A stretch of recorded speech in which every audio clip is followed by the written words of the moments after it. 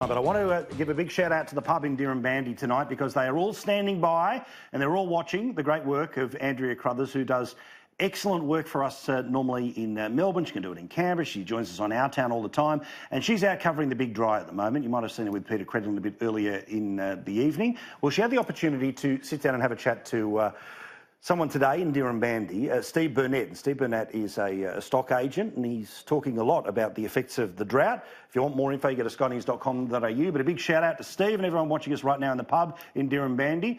And as for Andrea, thank you for doing some hard work for us, mate. You're doing an excellent job. Have a look at that chat.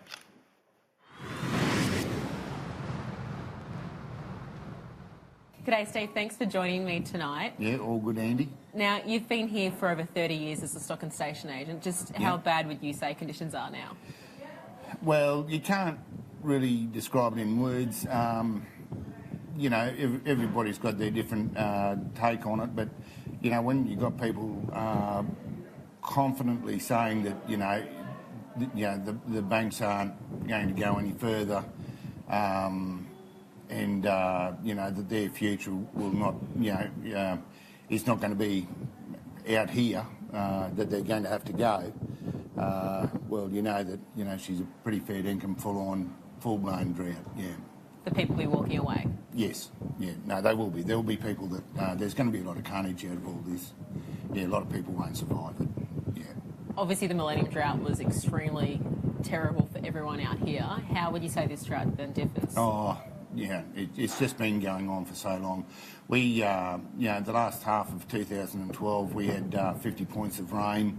2013, 14 were just over 4 inches and just over 5 inches. We had a winter in 2016, but by February 2017, we were hand feeding again. And the last 7 years, people have been hand feeding either full time or part time right through for the last 7 years. And I imagine the other thing that would make it even more miserable is we saw just how windy it was today, the amount of dust that was just blowing through town. You've then got kangaroos that look like they're ready to drop, old trees dying. Yeah. If you go south or to the east of Dirranbandi, through those ridges there's trees well over 200 years old that are dying, that are dead, proper dead. You've got big clumps of balar, pine, and like I say, even the ironbarks now, and coulee bars on the river flats there towards Hebel are dead now too. So, when you've got trees that old dying, you know that she's pretty fair income, yeah. How does it make people feel, and how would you say general morale is around here at the moment? General morale is still pretty good. People are, kept a stiff upper lip. Most people try to get to social functions and that sort of thing. It's when you're, hand feeding and you're still seeing stock dying. You've got ewes walking away from their lambs because they just can't feed them any longer. And people are, we've got clients there that are doing, that are full hand feeding, trying to keep their stock up, but that's the sort of thing that is still happening. You've got your production side of things there where, less than 40% of stock going in calf or in lamb, and that's their future income there for the next 12 months. And last year's was no better. It's going to be a very trying time going ahead. But like I say, people are still good in good spirits. But you can see the strain on people. Yeah. Now, Steve, we know that one way that we can help businesses out here is to get people to come out here, come to Dirranbandi, spend some money. Now, you're a local legend. This is your chance to sell it to Australia. Why should they all be coming out to Dirranbandi, aside from having a beer with you? Oh, well, that part's very important. But, no, it's just, we've still got the Australian character in the people out here. Tough times, good or bad, they still able to say g'day and smile and take things on the chin. But it's just, I love living out here. It's like I say, it's the people that keep me here. There's everybody's got each other's back.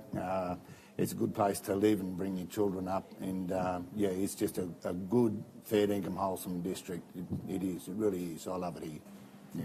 Steve, thank you so much for joining me tonight. Obviously, we all really hope it does rain, and we are obviously all thinking of everyone out here in Dirranbandi. Yep. Back to you, worries. Paul. Thanks, Andy. Good on you, Andrea. How good is Andrea Crothers? By the way, the reason she had that particular glint in her eye, as always, it's her local town. She's from there. I've got to work out why he called her Andy, though, because I think there might be a nickname behind all of that. Thank you, Steve. Thank you, Andrea. And the message is pretty simple, all right? Get off your ass, book a holiday, and do it here in Australia, all right? And by that I mean, as much as I love the Gold Coast, great, but you've got to go to drought-affected Australia, okay? So if you're going to spend a week on the Goldie, that's fine. You've got to spend a week in St George. You get it? The same for New South Wales and everywhere else around the country. Our thoughts are with everyone going through drought right now, because for all the banging on about, won't politicians don't do this, and why won't they billions this, and why won't they do this, and why won't they... That'll take forever. What you can do right now is go online and book a holiday in drought-affected Australia.